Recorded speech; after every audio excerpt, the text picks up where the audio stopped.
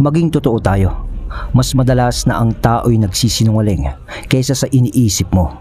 At hindi laging mga estranghero ang dapat mong pagdudahan. Pwede ito'y kaibigan mo, kasintahan, o kahit isa sa kapamilya mo. Gusto nating paniwalaan na magaling tayong makaispat ng kasinungalingan. Pero ang totoo, madalas nating binabaliwala ang mga sinyales dahil gusto nating magtiwala sa mga taong malapit sa atin. Hindi ba? Naranasan ko na yan dati. Akala ko magaling akong magbasa ng ugali ng tao hanggang sa matuklasan ko na ang isang taong pinagkakatiwalaan ko ay matagal na palang nagsisinungaling sa harap ko. Isa siyang ulupong. Ang problema ay hindi dahil hindi ko nakita ang mga palatandaan, kundi dahil pinili kong huwag pansinin ang mga ito. Nasa harapan ko na kasi ang mga sinyalis mga maliliit na pagbabago ng kilos nila, ang sobra-sobrang paliwanag at ang biglaang pagiging defensive nila.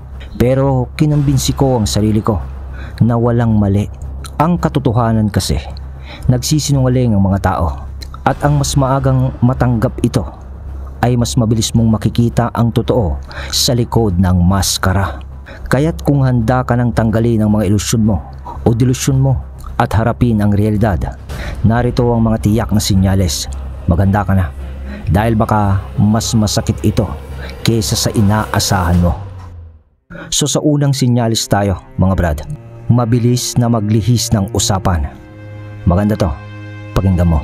May mga pagkakataon ba sa buhay mo kung saan kausap mo ang isang tao na parang naglalaro kayo ng verbal dodgeball? Binuksan mo ang isang mahalagang paksa, isang bagay na malapit sa puso mo o seryosong tanong.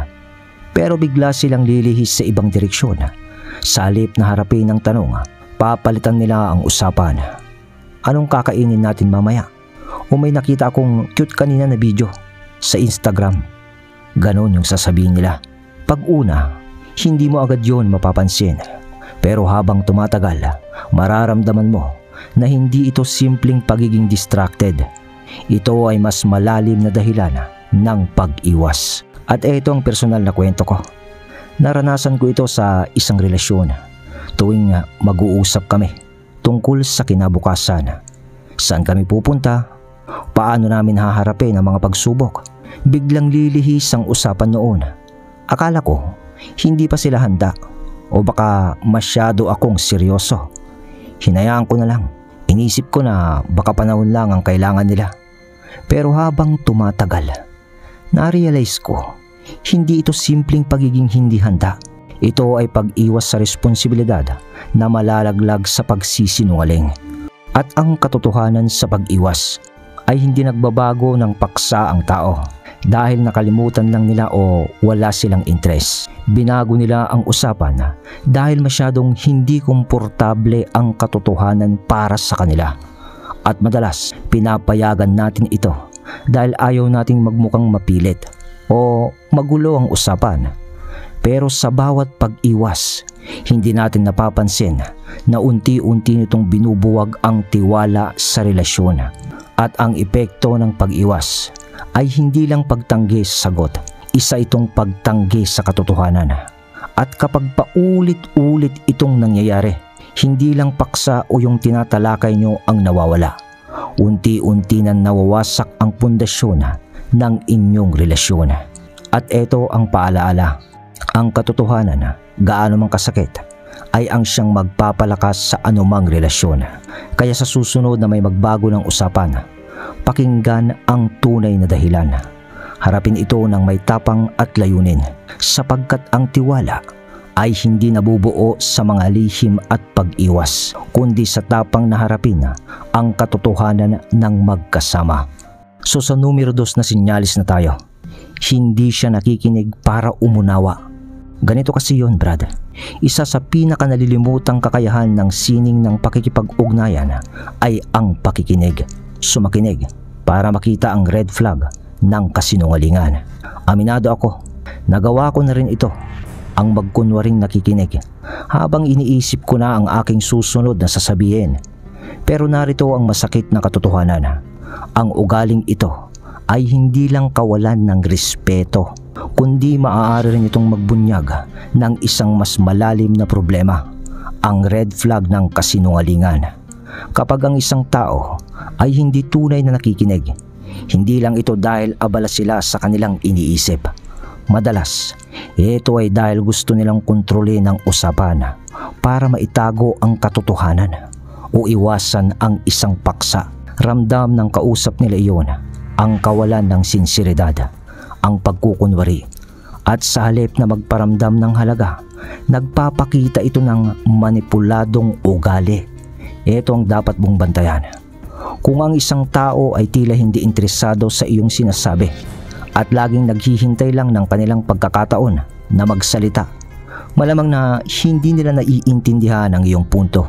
Sa halip ay ginagamit nila ang inyong usapan para itago ang sarili nilang motibo o intensyon ng isang taong hindi mapagkakatiwalaan. At ang epekto naman ng tunay na pakikinig ay higit pa sa simpleng pagbibigay ng atensyon. Ito ay isang paraan ng pagpapakita ng katapatan at respeto. Kapag may taong nakikinig sa iyo nang walang iniintindi, kundi ang maunawaan ka, ay ipinaparamdam nila na ligtas kang magbahayag at hindi ka nila huhusgahan.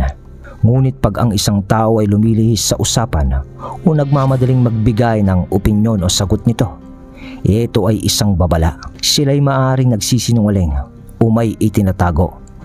At sa mundo kung saan napakaraming tao ang maingay pero walang sinseridad, ang kakayahang makinig ay nagiging sukatan ng tunay na pagkatao. Kung ang isang tao kasi ay hindi nakikinig, na may malasakit, hindi lang ito simpleng pagkukulang. Ito ay isang sinyales na maaaring hindi sila totoo sa iyo.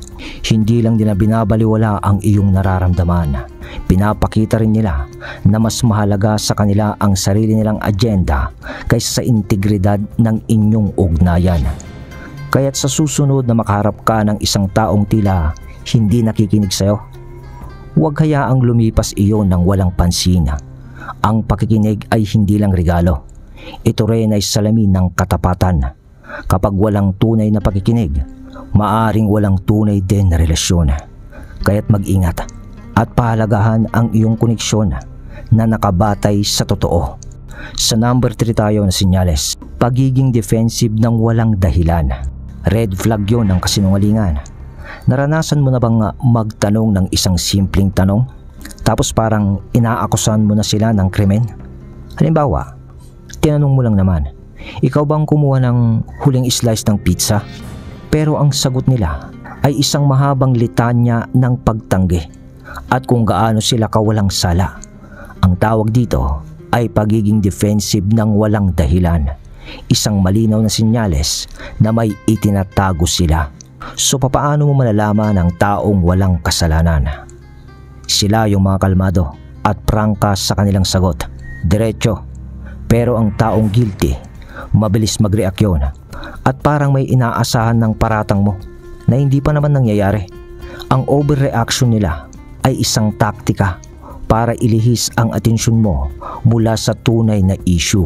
Halimbawa, sa totoong buhay, may isang teammate ako noon na sobrang defensive. Tuwing tinatanong kung kumusta na ang ginagawa niyang report, sinasabi niyang, bakit mo ba ako laging pinaghihinalaan? Ganon na ganon ang sinasabi niya. Pero nung malaman-laman namin, ang totoo ay wala pa pala siyang natatapos. At ang mahalagang aral doon, kapag may taong sobrang defensive, kahit wala namang seryosong dahilan, madalas ito ay dahil may guilt silang tinatago. Huwag kang magpapadala sa drama or overreaction nila.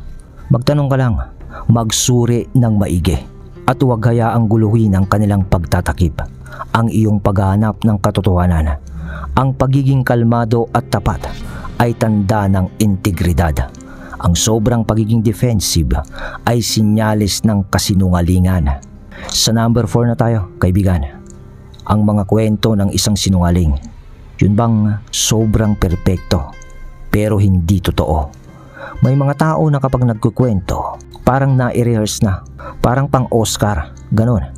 Ang bawat detalye ay pulido, ang takbo ng kwento ay parang scripted, at ang timing ay perpekto. Pero alam mo ba, Kapag ang isang kwento ay parang masyadong maganda para maging totoo, malamang ay hindi nga yun totoo. Halimbawa, may kilala kong Jake ang pangalan. Magaling magkwento na parang bida sa pelikula. Tapos ay isang beses na nagkwento siya tungkol sa isang business deal na parang eksena sa James Bond. Detalyado mula sa pirma ng kontrata hanggang sa tingin niya sa city skyline habang nagsasara ng deal. Pero sa likod ng kwento, nalaman namin na kalahati ay eksahirado at ang natitira, alam mo ba, ay puro imbento na. Dahil ang pahiwatig ng sobrang pulidong detalye, ang realidad ay magulo at hindi perpekto. Kaya't kapag ang kwento ng isang tao ay parang masyadong maayos, dapat kang magduda. Ang mga sinungaling ay nagtatago sa likod ng kwento na mukhang sobrang linis upang makontrol ang naratibo at magmukhang kapani-paniwala para sa panig nila. Pero kapag sinubukan mong hukayin ng mas malalim ang detalye, ang kwento nila ay nagkakalasan at nawawala ang pagkaperpekto nito. Mahalagang aral, ang katotohanan ay wala naman talagang perpekto. Perpektong pangalan meron, pero perpektong tao wala. Kung may taong nag-i-impose o nagpapakita ng kwento na wala silang kapintasan, malamang ay tinatago nila ang tunay na pagkakakilanlan ng mga pangyayari o ng kanilang sarili mismo. Huwag kang masilaw sa mga perpektong naratibo. Magtanong, suriin at huwag basta magtiwala dahil ang tunay na katotohanan ay magulo. Pero dito nagmumula ang tiwala at tunay na koneksyon. Tandaan na ang pagiging perpekto ay isang ilusyon at ang pagiging tunay na tapat sa sarili ay siyang mahalaga. Number 5 na tayo, Brad. Ang lihim sa likod ng pag-iwas sa katawan. Yun bang biglang iiwas, aalis na lang bigla? Ganon. Napansin mo na ba kung papaano ang isang tao, kahit kausapin ka ng diretso, ay bahagyang iniiwas ang katawan mula sa'yo?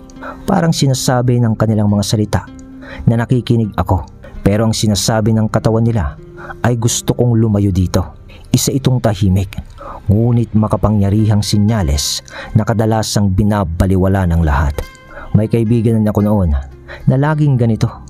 Kapag napupunta ang usapan namin sa mas malalim na mga bagay, una kong iniisip na baka hindi lang siya komportable sa pagkakaupo. Pero habang tumatagal, naging malinaw na tuwing may sensitibo o personal na usapan, bahagya niyang iniikot ang kanyang katawan palayo sa akin.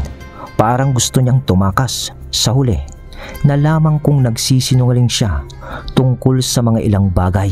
Hindi man malaki, pero sapat na para mawasak ang tiwala ko sa kanya. Maraming tao ang minamaliit ang body language. Iniisip na ito'y simpleng aksidente lamang. Pero ang totoo, hindi nagsisinungaling ang katawan gaya ng mga salita.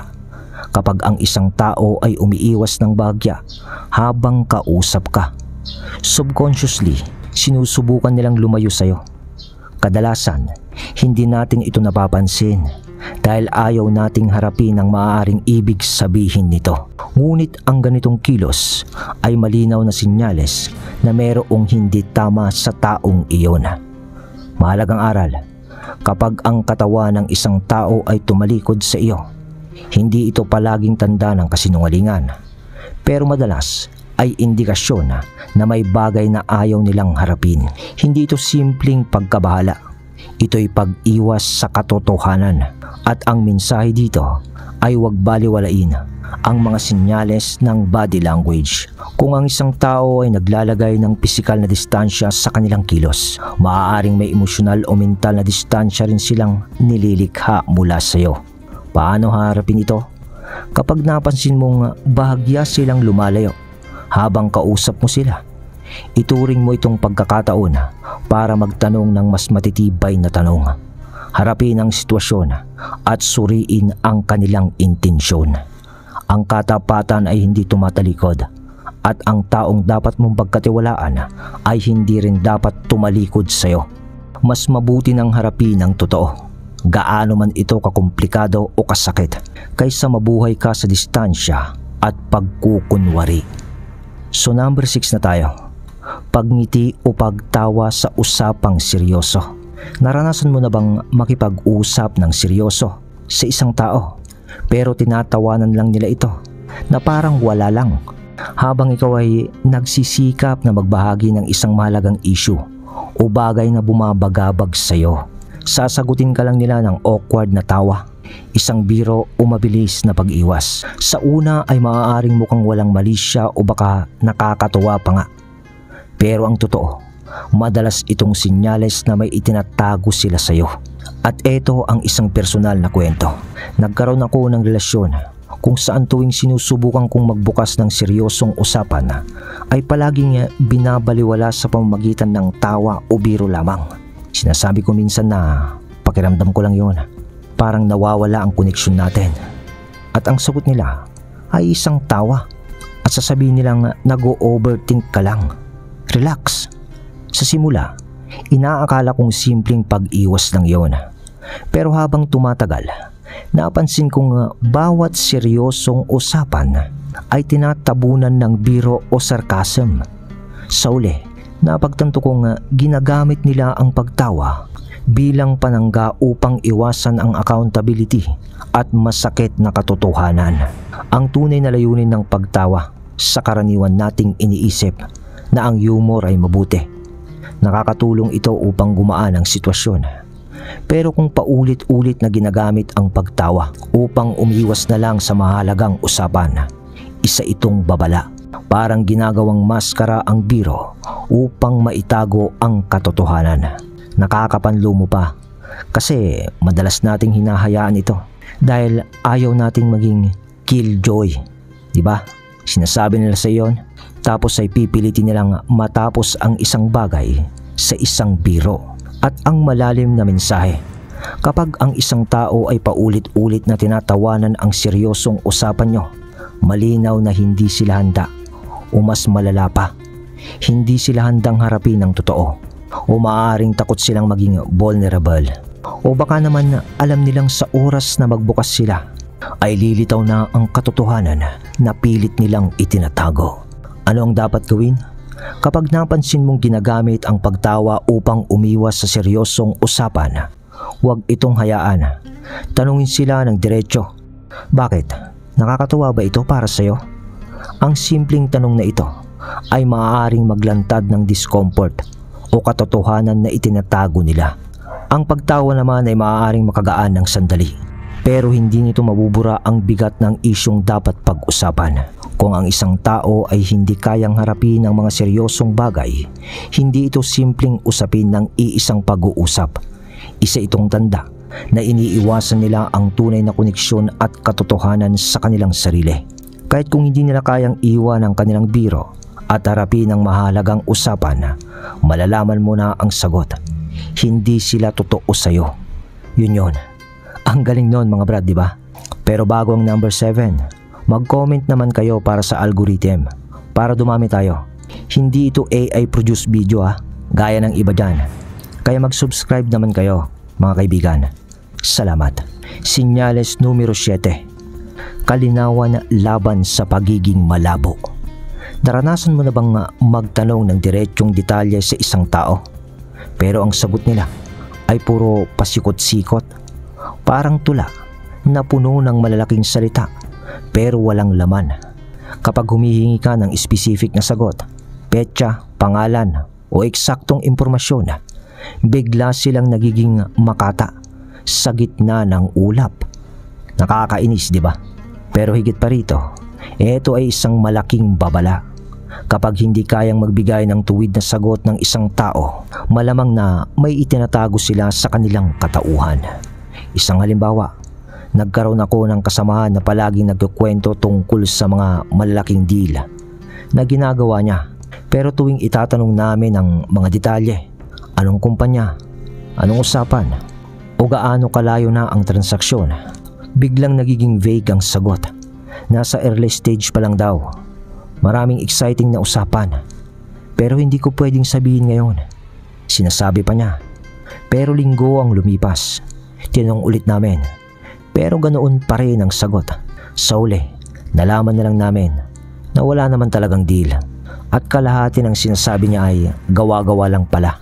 Dahil ang problema sa pagiging malabo, kapag ang isang tao ay paulit-ulit na gumagamit ng vague na sagot, hindi lang ito pagiging secretive.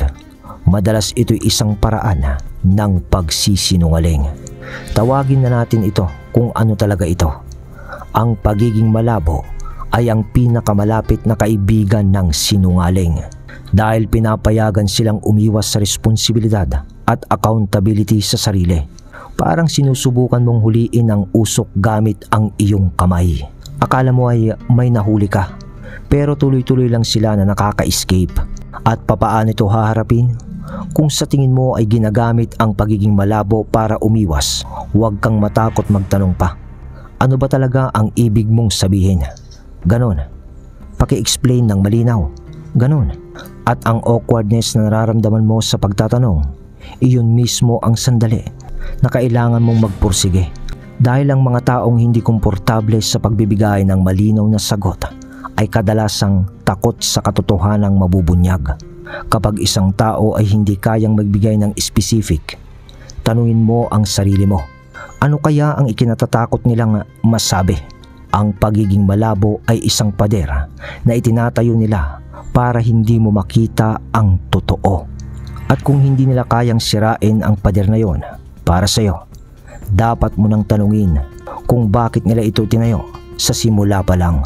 Kaya manatili kang mapanuri, magtanong kung kinakailangan, at huwag magsettle sa sagot na puro paligoy-ligoy. Karapat dapat kasi na malaman mo ang katotohanan. At ang mga taong hindi kayang magbigay nito, sila ang mga taong dapat mo nang bitawan. Sana ay may natutunan ka na naman, kaibigan. Ako si Mark, ang inyong narrator. Salamat.